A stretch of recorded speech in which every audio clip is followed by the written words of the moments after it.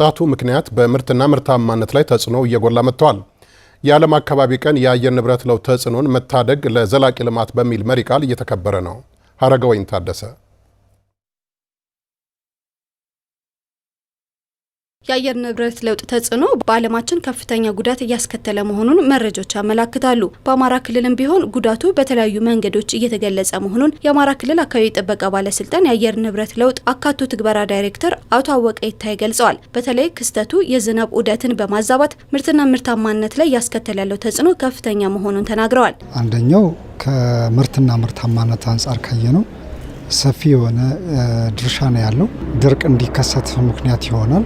መጨረሻ ላይ የአነስተኛ የሆነ ምርት በምንፈልገው መጠን ምርት እንዳናምርት ምክንያት ይሆናል ማለት ነው። በሌላ መንገድ ድርቅ ካለ የተለያዩ የሰብል በሽታዎች ይነሳሉ። ሙቀት ካለ ለሰው ልጆች ተስማሚ የሆነ አካባቢ ተስማሚ የሆነ ኤንቫይሮንመንት የሰው ልጆቹ በሙቀት በተለያየ መንገድ ችግር ይፈጠርባቸዋል። የአማራ ክልል አካባቢ ጥበቃ ባለስልጣን ዋና ዳይሬክተር አቶ ተስፋውን አለምነህ የአካባቢ ጥበቃና የአየር ንብረት ተጽዕኖ ዓለም አቀፋዊ አጀንዳ መሆኑን ተናግረዋል። በክልሉ ከብክለት የጸዳ አካባቢን ለመፍጠር በትኩረት እየተሰራ መሆኑንም አንስተዋል። እንደሚታወቀው የአረንጓዴ አሻራ በተለይ ለአካባቢ ጥበቃ ያመጣው ለውጥ በዓለም አቀፍ ደረጃም እውቅና ያገኘ ትልቅ ልምድ ነው። ይህንንም በክልላችን አጠናክረን እየቀጠልን የምንገኘው ነው የሚሆነው። ትልቅ ለውጥ ያመጣ ነው።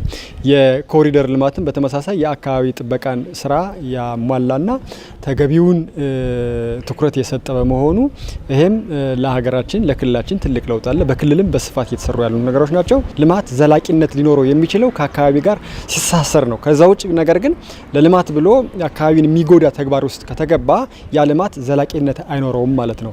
ይህን ደግሞ ሀገራችን በዓለም አቀፍ ደረጃም የፈረመችው ሕግም ስለሆነ ያንን እያከበርነ የአካባቢ ጥበቃ ስራዎችን በደንብ እየሰራን እንገኛለን። የአየር ንብረት ተጽዕኖን ለመቀነስ እንደ ሀገር ታዳሽ ኃይል ልማትን ማስፋፋት ላይ የተሰራ መሆኑንም ተናግረዋል። ዜጎች ንጹህ አካባቢ የመኖር ህገ መንግስታዊ መብታቸውን ይጠቀሙ ዘንድ ጽዱ ኢትዮጵያን ለመፍጠር በየከተሞች በርካታ ተግባራት ተከናውነዋልም ነው ያሉት። ግሪን ኢነርጂ የሚባለውን ዘርፍ ላይ እንደ ክልል በስፋት እየሰራን እንገኛለን።